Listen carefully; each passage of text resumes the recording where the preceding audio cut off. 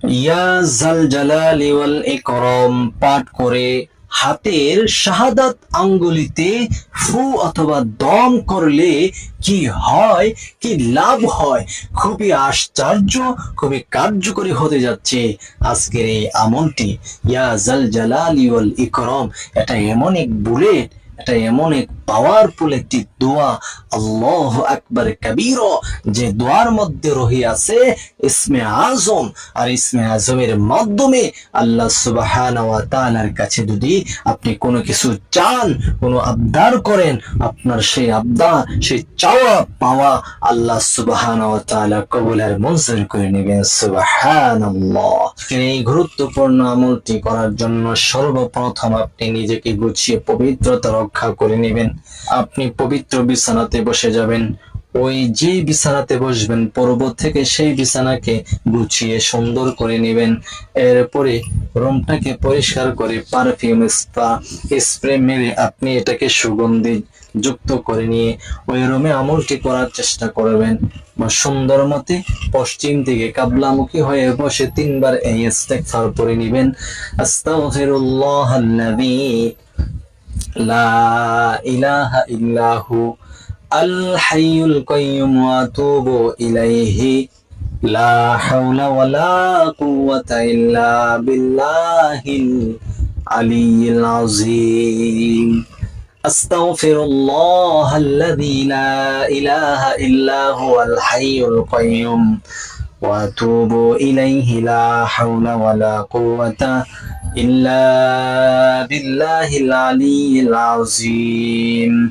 আস্তাগফিরুল্লাহাল্লাযী লা ইলাহা ইল্লা হুয়াল হাইয়ুল কাইয়্যুম ওয়া আতুবু ইলাইহি লা হাওলা ওয়ালা কুওয়াতা ইল্লা বিল্লাহিল আলিয়্যিল আযীম। 3 বার এই ইস্তেগফার পড়ার পরে প্রিয় নবীজি সাল্লাল্লাহু আলাইহি ওয়াসাল্লামের উপর দুরূদ শরীফ পড়বেন 3 বার।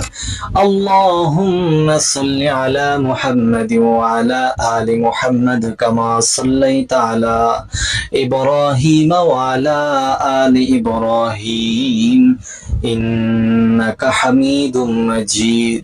আল্লাহুম্মা বারিক আলা محمد وعلى آل محمد كما باركت على إبراهيم وعلى آل إبراهيم إنك حميد مجيد।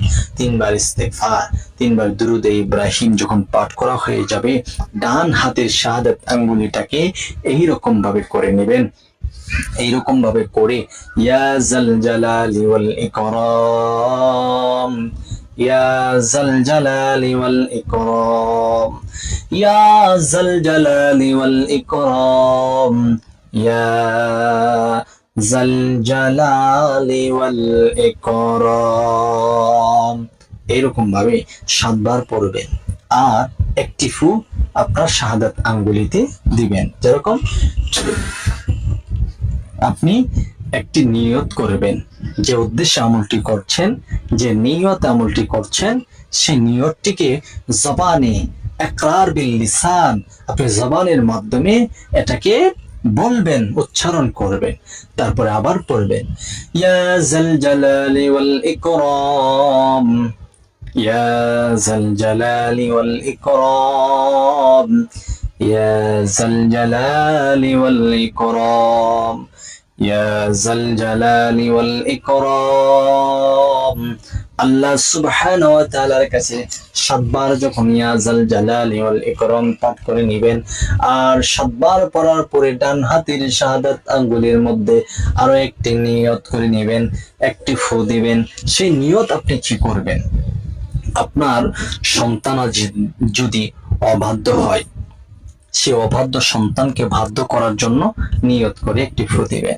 আপনি যদি কাউকে ভালোবেসে থাকেন আর সে আপনার সাথে প্রতারণা করছে, আপনাকে বিয়ে করার অথবা বিয়ে বসার প্রতিশ্রুতি দিয়েছিল, কিন্তু আপনি তার পেছনে অনেক টাকা খরচ করেছেন, তারপরে সে আপনার কাছে আসতে রাজি না, আপনি সেই আমলটি করে নেবেন, নিয়তটি করে নেবেন, একটি ফু দিবেন। এরকম ভাবে 3টি নিয়তে 3টি আপনি 3 বার, 3 × 7 = 21 বার পড়বেন ইয়া জাল জালালি ওয়াল ইকরাম।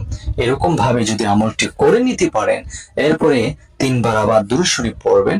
3 বার দুরূদ শরীফ পড়ে আল্লাহ সুবহানাহু ওয়া তাআলার কাছে দোয়া করবেন, যে নিয়তগুলা করছেন সেই নিয়তগুলা যেন সাকসেসফুলি হয়, সেই নিয়তগুলা যেন কবুল হয়, আল্লাহর কাছে দোয়া করবেন। এখন হচ্ছে গোপন সময় পড়তে হবে, আমলটি করতে হবে।